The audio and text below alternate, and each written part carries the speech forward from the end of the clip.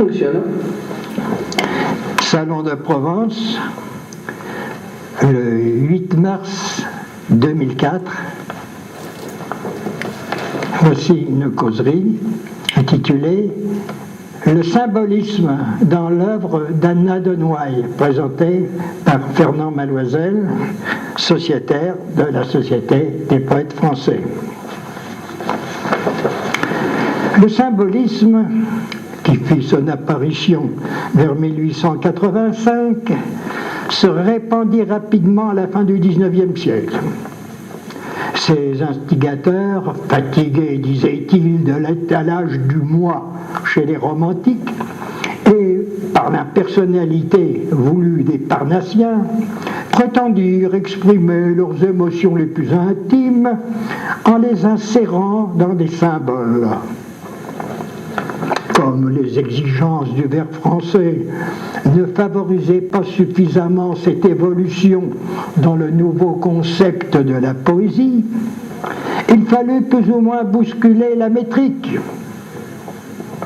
Ces changements pouvaient être considérés comme légitimes, mais entre les mains de certains adeptes, ils débouchèrent sur des œuvres confuses, voire hermétiques, comme ce fut le cas pour Stéphane Mallarmé. Non seulement cette poésie devait s'éloigner sensiblement du classicisme, mais avec Jules Laforgue apparurent les vers libres, qui devaient finir par s'implanter dans l'expression poétique moderne. Outre Mallarmé, que je viens de citer, les principaux inspirateurs de cette école furent Paul Verlaine, Henri de Régnier, Jean Moréas, Albert Samin, Auguste Angelier, Charles Guérin, Fernand Gregg, ainsi que chez nos voisins belges, Georges Rodenbach et Émile Verhaeren. À mon avis, ces novateurs auraient pu se référer à Charles Baudelaire. C'est lui, en effet, qui a répandu cette notion de symbolisme. Un poète, avait-il déclaré, doit s'efforcer non pas de recopier la nature, mais d'exprimer ce qu'elle a d'ineffable en l'évoquant au moyen d'images symboliques. Pour être plus précis, nous pourrions reprendre une définition donnée par Émile Faguet, le célèbre critique. Le symbolisme consiste à exprimer sa pensée par des allégories. Par exemple, un aspect de la nature mis en parallèle avec un état d'esprit. Mieux encore, une description dont on ne peut pas savoir si elle veut rendre un état de la nature ou un paysage d'âme, tant il y a de concordance entre ces deux objets. D'ailleurs, nous aurons une parfaite idée de ces transpositions dans un instant. Le principal mérite du symbolisme fut de fixer sous les formes les plus belles les nuances les plus fugitives de nos émotions, et ce, dans les domaines les plus variés. C'est dans cette atmosphère en pleine mutation que va s'épanouir la jeune princesse Anna de Brancoven, qui sera le plus parfait des guides pour nous conduire dans ce nouvel univers littéraire. Anna Elisabeth de Brancoven naquit à Paris le 15 novembre 1876. Elle partagea son enfance entre l'hôtel Brancoven au 34 de l'avenue Hoche et la villa Bessarabia à Amphion, au bord du lac Léman. Du côté paternel, elle descendait des maisons princières de Moldavie et de Valachie. Sa mère, d'origine grecque, Rachel Moussourous, née en Crète, avait été élevée à Constantinople. Elle appartenait à une famille riche en fortune comme en lettré. Elle avait 20 ans de moins que son époux. En sa qualité de pianiste, elle bénéficiait d'une très grande réputation de virtuose.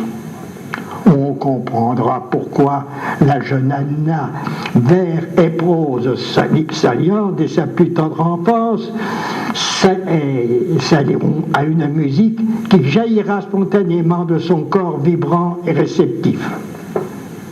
Nous pourrions considérer également, à cause de ses origines, que cette jeune fille était prédisposée pour apporter à la poésie française une part du génie grec et beaucoup de la volubilité slave.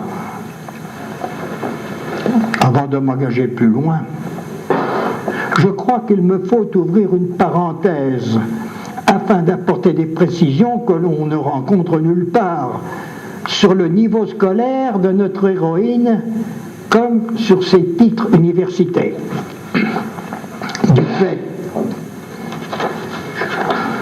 Du fait qu'elle ne fréquentait aucun établissement public ou privé, et compte tenu du silence de ses biographes sur ce sujet, il ne semble pas que ses études aient été sanctionnées par le moindre diplôme. Mais qu'importe, car des études, cet élève surdoué en fit abondamment, comme dans toutes les grandes familles. Son éducation, sous ses diverses facettes, se fit à domicile, de même que pour sa sœur Hélène, sa cadette d'1 an et demi.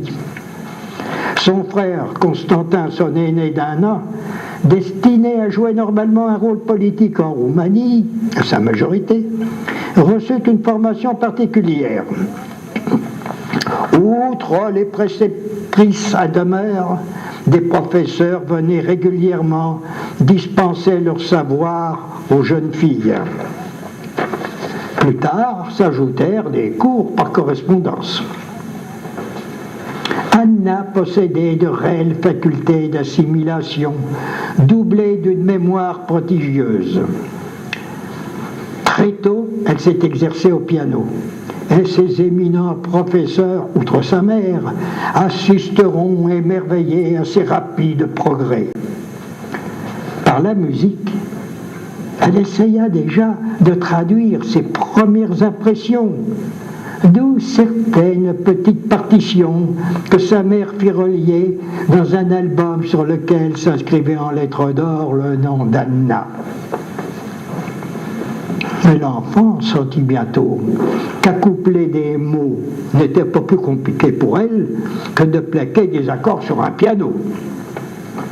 Précoce initiation à la littérature, en août 1883, donc elle n'avait pas 7 ans, elle copia en même temps qu'un naïf poème en allemand les conseils à un enfant de Victor Hugo. Car à cette époque, si elle parlait déjà assez bien l'anglais, elle s'exprimait parfaitement en allemand. Je préciserai, afin d'éviter tout malentendu, que la langue française était la seule utilisée dans le foyer des Brancovans, où chaque jour Victor Hugo était mis à l'honneur, de même que Chateaubriand, Lamartine et Musset. Elle avait entre 13 et 17 ans lorsqu'elle composa ses premiers vers. Extrait de poèmes d'enfance. Voici notre amour. Je lirai les 3 derniers quatrains seulement parce qu'il est assez long.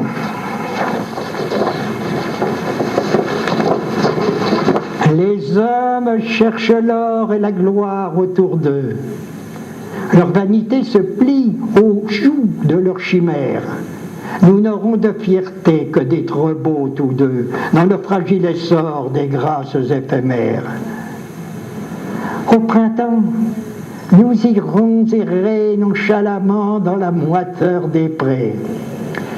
Les guêpes querelleuses nous berceront l'été d'un molle bourdonnement. Et l'hiver, nous aurons des tendresses frileuses. Notre ardente ferveur et nos effusions iront grossir la somme inutile des choses. Mais qu'importe aux étés ivres d'éclosion ce que pèse à l'hiver la poussière des roses.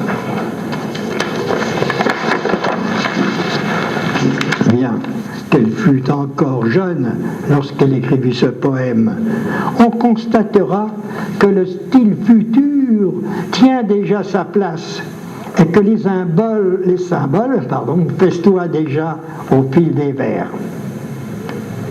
L'hiver, nous aurons des tendresses frileuses, les étés ivres d'éclosion. Ce que pèse à l'hiver, la poussière des roses. On ne sait plus, comme l'a dit Faguet, s'il s'agit de la description de la nature ou de celle d'un état d'âme. Relevons également les apparentes antinomies conformes à son tempérament et qui seront dans l'ensemble de ses poèmes. Opposition que l'on relèvera de la même façon dans ses goûts ou dans ses opinions. La gloire est le fragile essor des grâces éphémères. Le printemps est l'hiver. L'ardente ferveur est la somme inutile des choses. Chez les Brancovans, le respect des familles nobles régnantes allait de pair avec une adhésion enthousiaste à la République. Le drapeau tricolore flottait sur le port privé qu'ils possédaient sur les rives du Léman. À cet endroit, du mois de mai jusqu'à octobre, dans leur splendide propriété d'Amphion, se déroulaient des fêtes grandioses qui coïncidaient avec la réception de célèbres personnalités. Parmi les sommités qui honorèrent ce lieu de délices pour l'esprit, nous citerons Frédéric Mistral, qui vint en 1885, accompagné de Paul Marieton, fondateur de la revue Félibrienne. Le prestige et le talent du maître laissèrent un impérissable souvenir dans le cœur de la jeune Anna, âgée de 9 ans. Ils devaient se revoir plus tard et démontrer la solidité de leur admiration réciproque. Paderewski, le pianiste, séjourna là-bas à plusieurs reprises. Anna, qui avait 13 ans à l'époque, jouait fréquemment au piano en sa compagnie. Elle éprouva pour lui un amour profond qu'elle ne lui avoua jamais. C'est là qu'elle rencontra également Marcel Proust, qui demeurera un de ses amis fidèles. Chez sa tante Bibesco à Paris, elle fait la connaissance de Sully Prudhomme en 1891. Il ne manqua pas d'applaudir les poèmes de la débutante, mais en profita pour lui prodiguer de pertinents conseils. Il lui prescrivit, entre autres, la rime pour l'œil. Eh bien, disons tout de suite qu'elle ne s'y pliera jamais.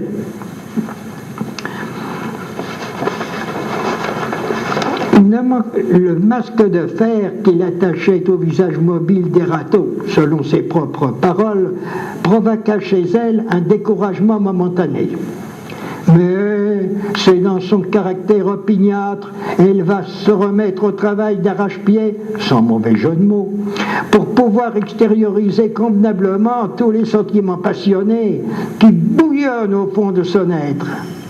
Elle va étudier tous les célèbres versificateurs, depuis Villon et Ronsard jusqu'aux poètes modernes. Elle délaissera complètement le piano au grand désespoir de sa mère. Elle appartient à une génération qui sait ses auteurs par cœur. Elle est en mesure de débiter des milliers de vers d'un poète ou d'un autre si on le lui demande. Beaucoup plus tard, elle sera capable de réciter à son amie Colette un de ses romans en entier et de lui citer de tête, comme ça, une phrase dont elle indique la page et la ligne dans l'ouvrage. Je profiterai de cette anticipation sur l'avenir pour vous révéler une chose très curieuse. Notre chère Anna ne récitait jamais ses poèmes. Si on insistait, elle refusait en prétendant qu'elle n'avait aucun talent déclamatoire. D'ailleurs, vous le savez, disait-elle, je laisse ce soin à mes amis ou, sur la scène, à Madame Marie Marquet, qui est ma seule interprète. Ses familiers souriaient discrètement, car ils connaissaient la véritable raison. Notre charmante poète, avec sa mémoire digne d'un ordinateur, ne connaissait aucune de ses œuvres par cœur. C'est stupéfiant, mais pourtant véridique. Plusieurs de ses biographes ont confirmé cette sorte d'anomalie. Retournons donc à ce 19e siècle qui s'achève. Alors qu'Anna de Brankova cherche la meilleure voie pour s'exprimer, j'ai la quasi-certitude que c'est Robert de Montesquieu, un ami personnel de la famille, qui s'est chargé de l'initier aux tendances mises en relief par Verlaine, Mallarmé et autres Samin. Tous sont encore en vie à cette époque, en 1889. Elle a lu le manifeste de Moréas qui disait, en 1886, à propos de la nouvelle école, « Ennemis de l'enseignement, de la déclamation, de la fausse sensibilité, de la description objective, la poésie symboliste cherche à vêtir l'idée d'une forme sensible. » Elle connaît effectivement les symbolistes, apprécie Verlaine, mais demeure rebelle à tout hermétisme. Cependant, de Mallarmé, elle retiendra la force des épithètes bien placées. Elle est hostile au vers libre récemment lancé. Enfin, elle approuve Moréas, Samin et Henri de Régnier quand ils reviendront au style classique. Cette rêveuse solitaire, cette adolescente inquiète était une jeune fille gracieuse, mais de petite taille, ce qui ne manque pas de l'attrister. Elle possédait de beaux cheveux noirs roulés en double frange, une bouche volontaire et un nez puissant sous d'immenses yeux verts, un visage impérialement dressé sur un cou très pur, la tête souvent inclinée vers la gauche. Ce portrait, reproduit par de nombreux artistes au cours de sa carrière, ne variera jamais.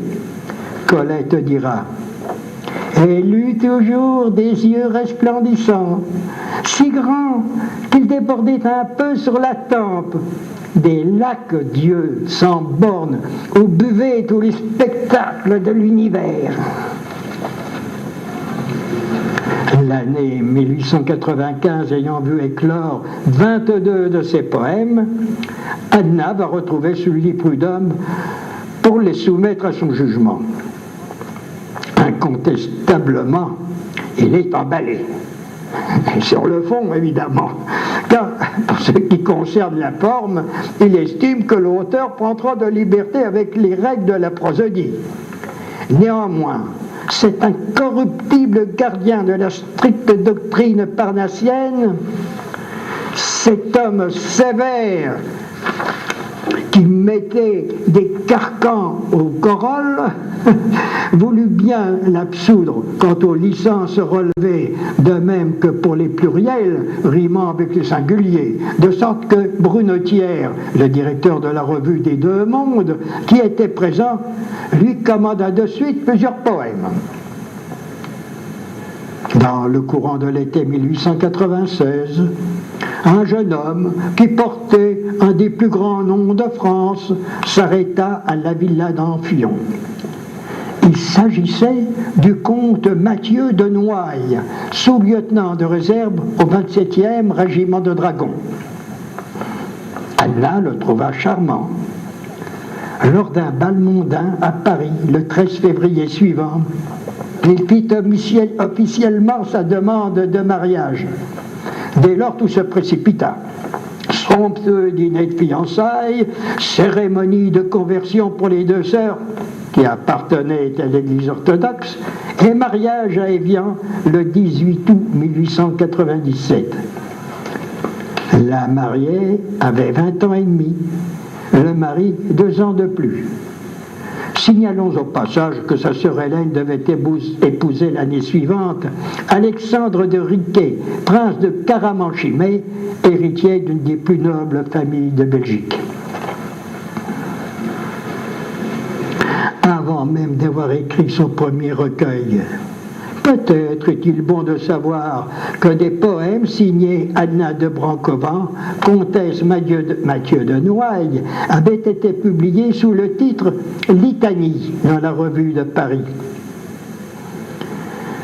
Ici, je ferai une brève coupure pour vous indiquer que le 18 septembre 1900 naquit son fils Anne-Jules.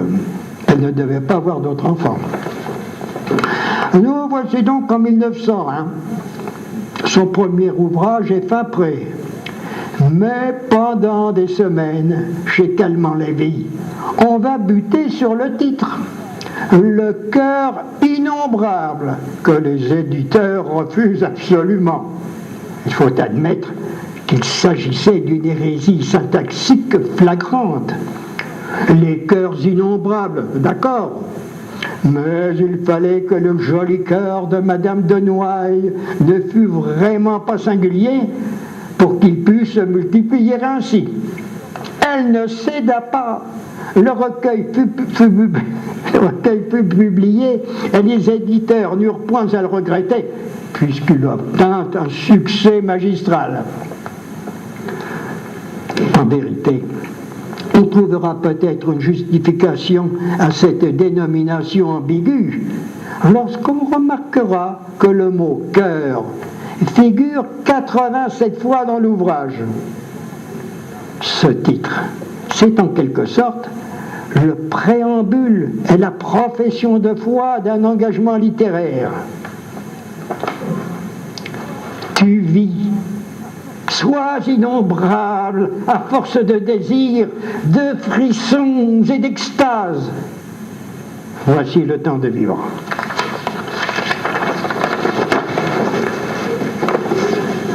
Déjà, la vie ardente incline vers le soir. Respire ta jeunesse. Le temps est court qui va de la vigne au pressoir, de l'aube au jour qui baisse. Garde ton âme ouverte au parfum d'alentour, au mouvement de l'onde. Aime l'effort, l'espoir, l'orgueil. Aime l'amour, c'est la chose profonde. Combien s'en sont allés de tous les cœurs vivants au séjour solitaire, sans avoir bu le miel, ni respiré le vent des martins de la terre. Combien s'en sont allés qui ce soir sont pareils aux racines des ronces et qui n'ont pas goûté la vie où le soleil se déploie et s'enfonce. Ils n'ont pas répandu les essences et l'or dont leurs mains étaient pleines. Le voici maintenant dans cette ombre où l'on dort, sans rêve et sans haleine. Toi, vis, sois innombrable à force de désir, de frissons et d'extase.